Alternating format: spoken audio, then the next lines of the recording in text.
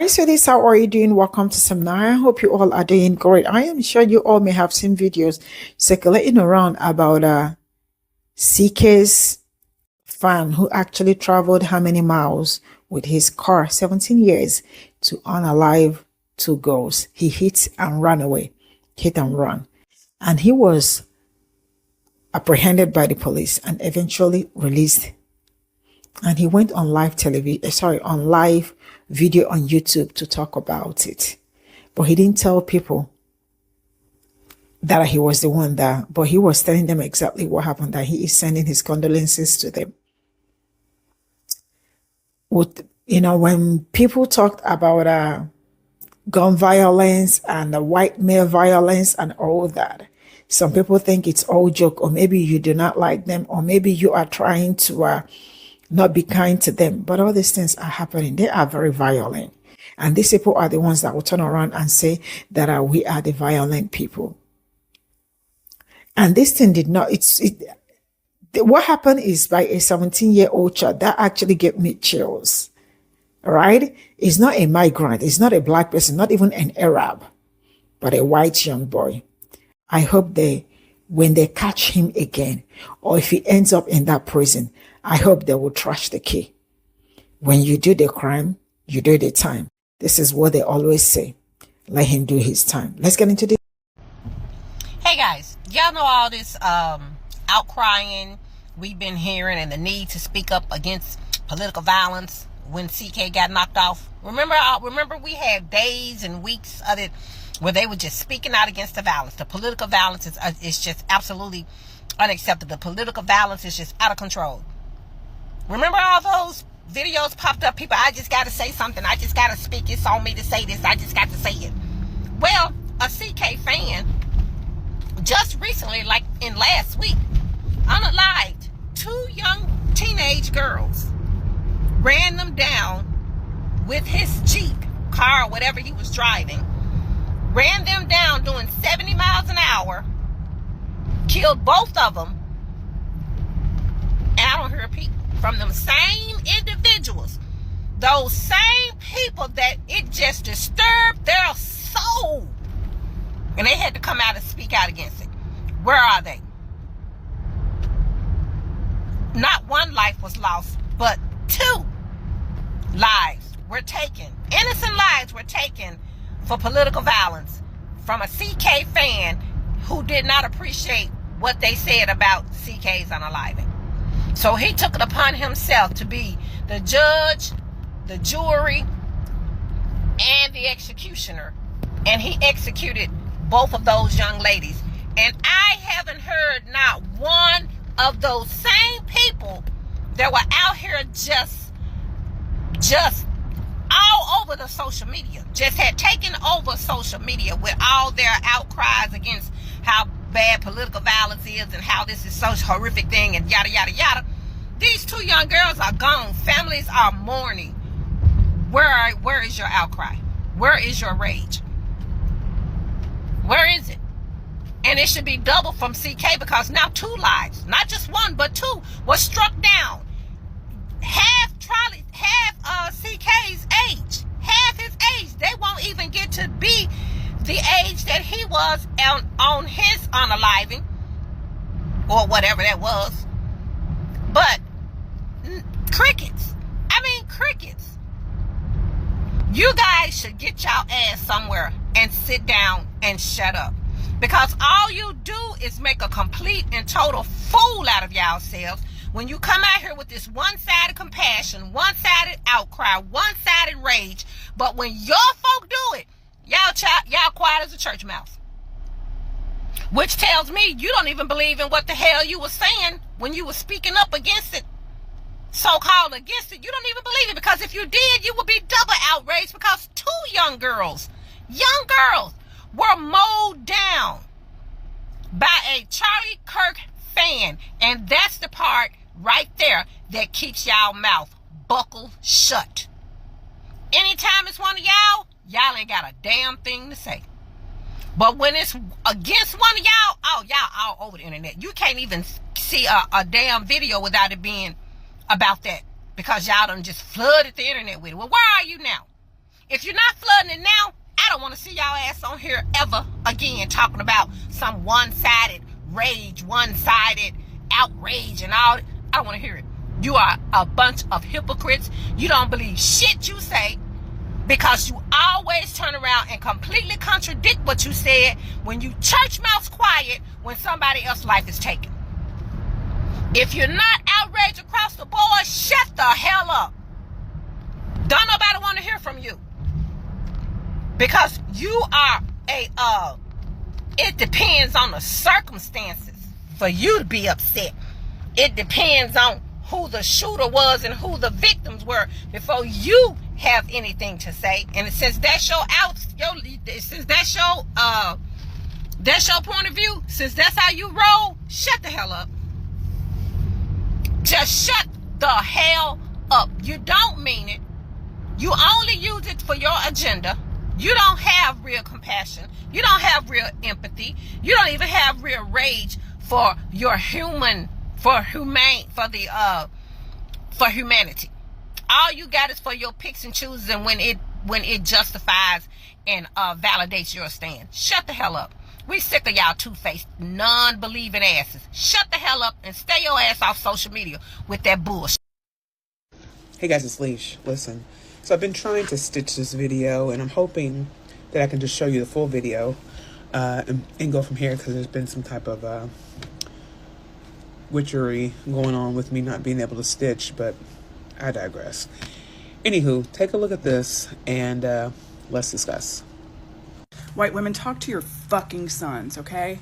And I don't mean just like see if Billy is real happy on the football team and if Ashley's going to go out with him. I mean tell him about empathy and boundaries and consent, and talk about fear and talk about anger and talk about therapy, which is an option, and talk about feelings and emotions and how to express them properly and not keep it all boxed in, and get in their face and say, are you okay? Are you really okay? Tell me what's not okay with you today, and let's work on that. Instead of just telling them how great they are and how special they are and how beautiful they are and how they're just the love of your life, fucking talk to them like humans that are going to be out in the world dealing with their shit along with other people's shit so that they don't fucking shoot other people as a result of it, okay? White moms, it's on you. Sorry. Yo, this is crazy to me, because growing up as a black kid, we did nothing but talk to our parents about things, or our parents came to us and talked to us about how to conduct ourselves in public, how to be kind to individuals, how to just navigate the world around us because of our skin color. And that was always like, we were always in conversation about that. So for me, it's just really interesting that folks aren't talking to their kids about just life and how to deal with adversities, and just checking in. Like, I don't know, is it just me? But it would speak to the things that we see going on in this country in terms of the violence. But yeah, let me know in the comments what y'all think. Also, follow Lil Nugget. Love her. She's the truth. But yeah, it's really... Mental health is not the motive, it is the cover. For white men, this mental health excuse is just a narrative that acts as protection from scrutiny specifically about their identity, and their identity being white, cis, straight men, also most often Christian in some way. Like, if we were to actually apply the identity politics that we do to marginalized folks, to white men in these situations, we would have to question everything. All of our structures, all of the people in power, all of our leadership, all of the white supremacist patriarchal bullshit that we all live by. We would have to, right? So we have to pathologize this person as just one crazy person, one lone wolf, blah, blah, blah. Surely couldn't be his identity, because if we were to recognize that, we would have to acknowledge that he is protecting and reinforcing the systems of oppression and white supremacy and patriarchy and colonization bullshit. That is exactly what MAGA means when they say, make America great again. Like, take us back to that. And it is a perceived threat, and very heavy on the perceived part, because how are you being oppressed by the people who are you in power that are actually oppressing other people. Like, this is a fantasy land here. You are fine, dude. For the people who are genuinely and actually oppressed and marginalized, this is survival in the face of harm, and sometimes that results in harm. Like, that is human, that is a part of what we see all the time. When you poke someone to the extent that you do, you're gonna probably face some sort of reaction, right? Equal and opposite, dare I say. On the other hand, for white dudes, we have just privilege, so much privilege, and the perceived threat of that privilege being taken away. So we have entitlement, and then we have this like future grievance or current grievance because they feel, I guess, they are not awarded what they were entitled to. And so they feel they can take the lives of whoever around them for whatever reason because of them and their identity, right? So this is really what identity politics is looking like. It's like we're so close. If your identity is the reason why you have experienced harm systemically, systematically, like all of the oppression and stuff, that's the reason we give for why you lost your shit and like did a mass violence moment thing.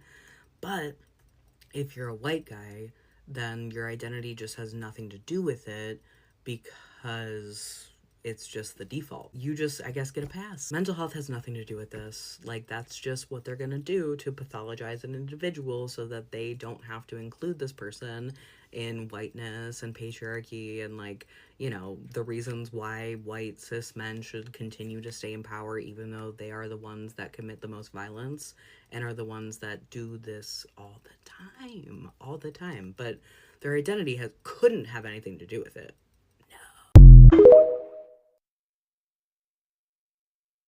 White men commit mass shootings to create terror in an attempt to control people the same way they used to use lynchings to try to control people, because white culture is white supremacy. Once we start realizing that this violence that white people are perpetuating against the nation is rooted in racism and is a result of basically generational trauma of them attending these lynchings, cutting people's body parts off, setting them on fire, taking photos of it, taking body parts home as souvenirs, and they've literally watched this violence, perpetuated this violence for a really, really long time, and now it's just something that they do, and they're raised up in this environment of violence is the answer.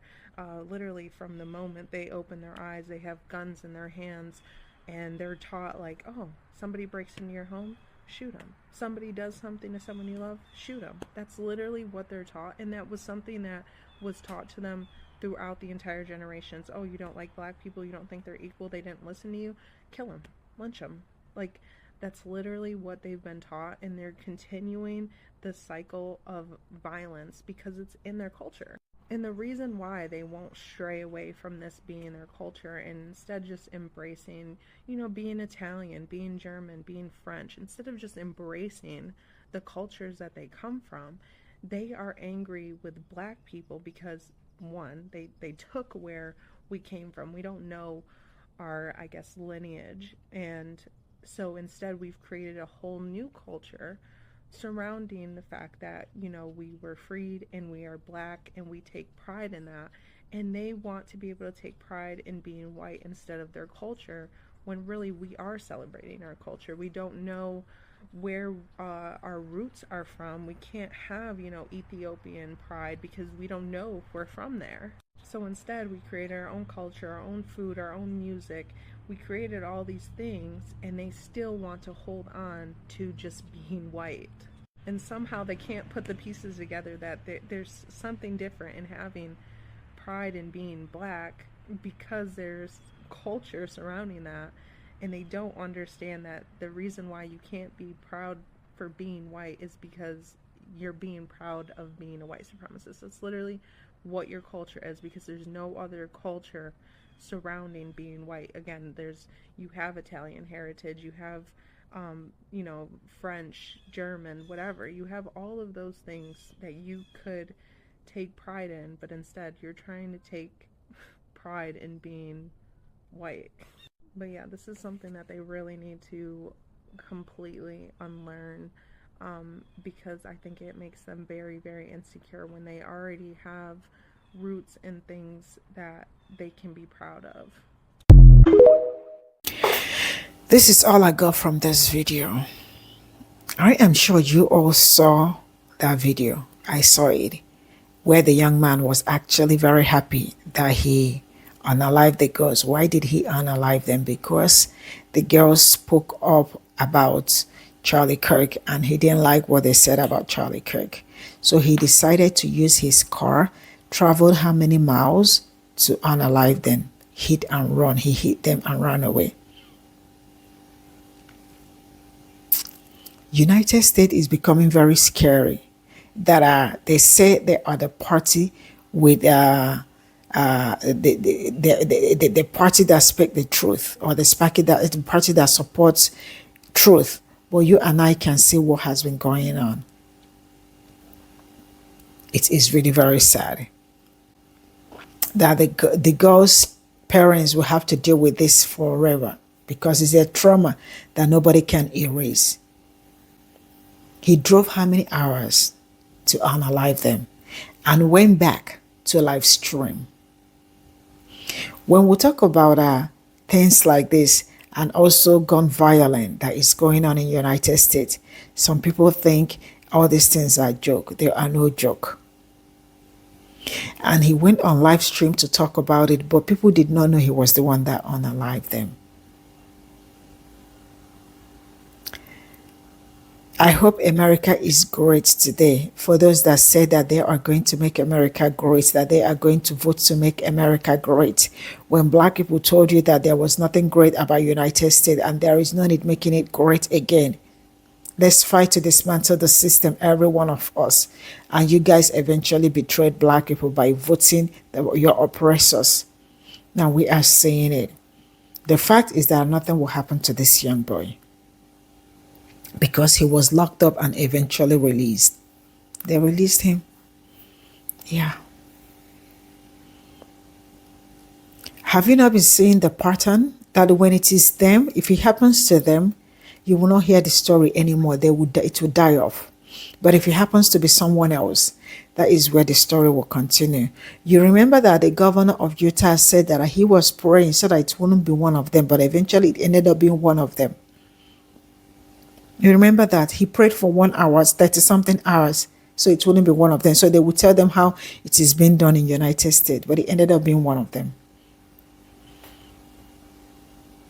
Now this one had to hit and run 2 girls, just because they said that the party that allows freedom of speech, but the party that allows freedom of speech did not allow people to speak up what they feel like about what CK did when he was alive.